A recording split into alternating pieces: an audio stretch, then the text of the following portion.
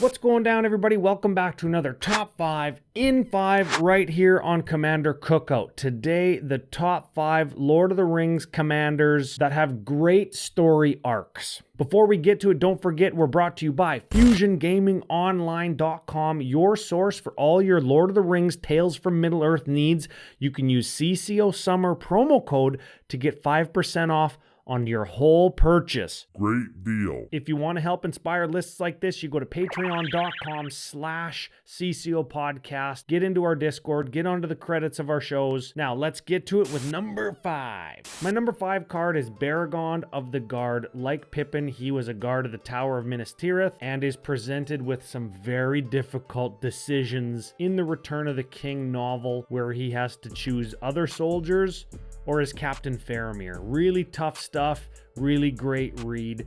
In card form, he kind of acts like a Cathar's Crusade that you can search for because he's legendary. White can do that. So if you're looking to eliminate Cathar's Crusades because it's too samey, or if you want some way to tutor it more reliably, or in addition to Cathar's Crusade, you could run Baragon of the Guard. Cool stuff. Number 4. My number 4, Shelob, child of Ungoliant. Ungoliant was the mother of all spiders. She ate all the light out of the 2 trees of Valinor, and that's what kicked off this whole ordeal that we're on all these years, all these ages later. And to have that reference built onto a Shelob card and have it be spider tribal and have it be demon tribal and have it be 2 different colors so you can include spiders and or demons was an excellent design choice. I love this card. Creepy art, aggressively costed, every which way from Sunday. This is a cool card.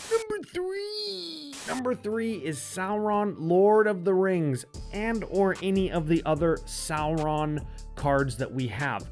While the cards don't tell a continuous story like they do with our next few cards, they do show a bunch of different sides of Sauron, whether it be reanimation or destroying your opponent's morale or amassing orcs. The Saurons do it all.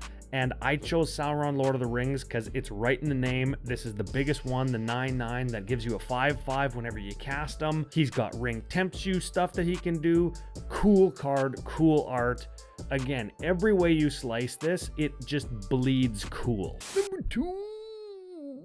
Number 2 is Strider / Aragorn, and I chose this because it really represents the journey that Aragorn goes on. Whether you're reading the text or if you're familiar with Peter Jackson's movies, you can see that he goes from Strider to Aragorn the company leader, to Aragorn the uniter, to Aragorn King of Gondor, and then he gets married. Like, you can see the progression, and every time you're getting more and more words on the card, more and more powerful, more colors. And if you don't even look at the colors or the abilities or the card text or anything, if you look just at the art, every time you see him, he's becoming more and more and more regal, until finally he's the king. He marries Arwen. It's distinguished. It concludes or puts the cherry on top of Arwen's card story arc. It's fun. It's memorable. It's an accurate representation of the story. Again, whether you're looking at the Jackson films where Aragorn is a little bit apprehensive of his role, or if you're looking at the text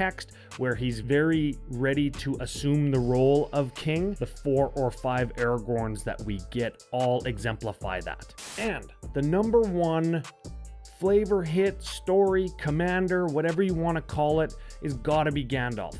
Just like Aragorn, we see a progression in his story, and as we go through the story, we get more and more powerful, more and more colors, more and more abilities on the card, from Friend of the Shire to Gandalf the Grey to the White and White Rider. I'm considering those are the same character at very similar part in the story. And then we conclude with Gandalf, Westward Voyager, after he's completed his task on Middle-earth and he's relinquishing his power and he's giving the world back to the race of humans, and he sails to the west. It's just such a magical and kind of final conclusion to his character, and him handing over Middle-earth back to the race of humans is represented in everybody doing a little bit of a group hug or a card draw thing written right into his rules ability. Super cool, fun, flavorful, accurate to the story. If you want to pick any up, you head on over to fusiongamingonline.com.